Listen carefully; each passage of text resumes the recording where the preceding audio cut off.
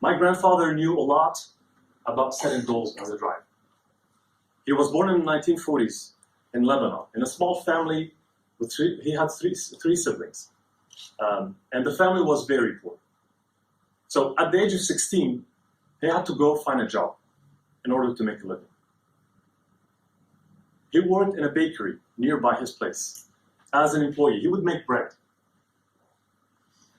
He was working so hard that he would sometimes sleep on the floor in the bakery in order to wake up at 3 a.m. in the morning and prepare the bread for the early morning customers.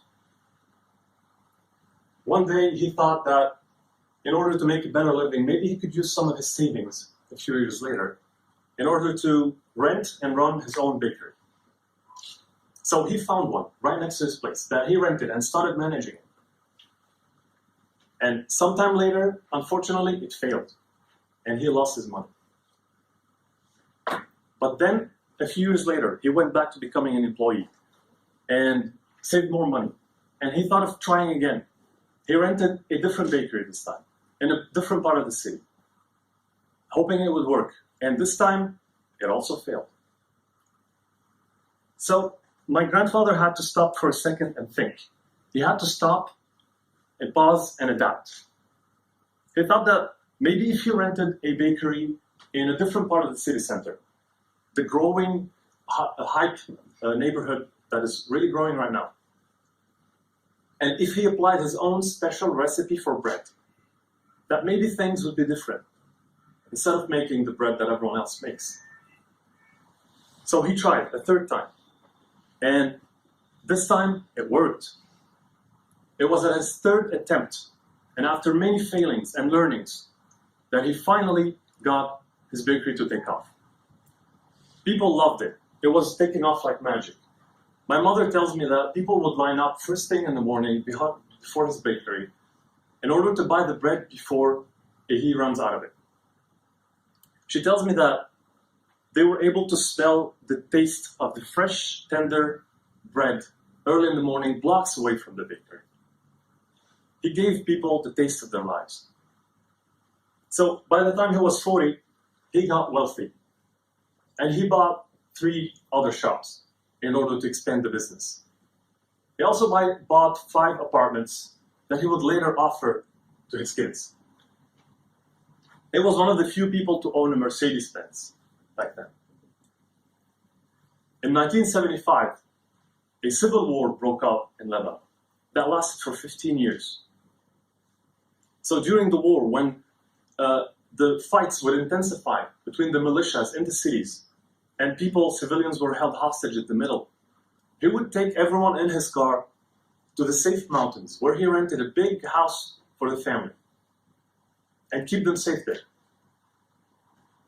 Then he would go back to the city where rockets are pouring like rain to pick up the members of the extended family and drive them to the safe mountains. When he was done picking up everyone, he would go back to the city, to his bakery, making sure that the bread production was still on point. At some point during the Civil War, bread became expensive and rare and was hard to get.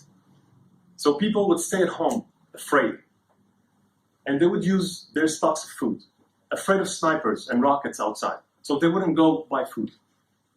So my grandfather had the idea of delivering the bread to these people at home during the war, under heavy artillery. And he did it a lot of times. One day as he was parking his car right next to his bakery, a rocket fell right next to his car, and he got severely injured in the head. They took him to the hospital, and they declared his case hopeless. They put him with the dead for him to die completely. But then my uncle, one of his sons, noticed that sometimes he was still opening his eyes. He noticed that sometimes he was still breathing.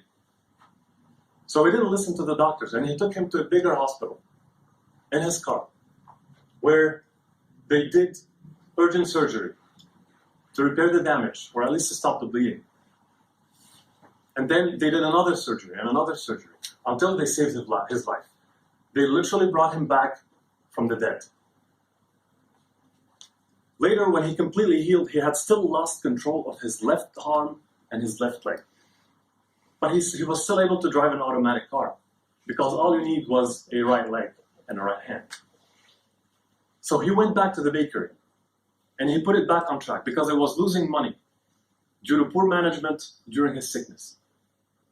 He put it back on track, and he was even able to buy another apartment for one of his kids.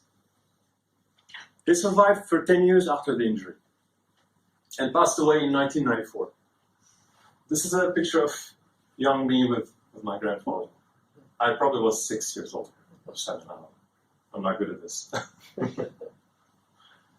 So what kept my grandfather going every time he fell, what got him to stand up every time he fell, was his will to reach his goals no matter what.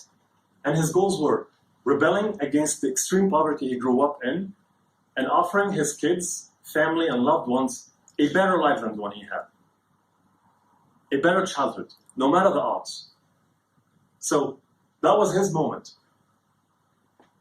And this is your moment. Find the goals that you can use as a drive to keep you going every day.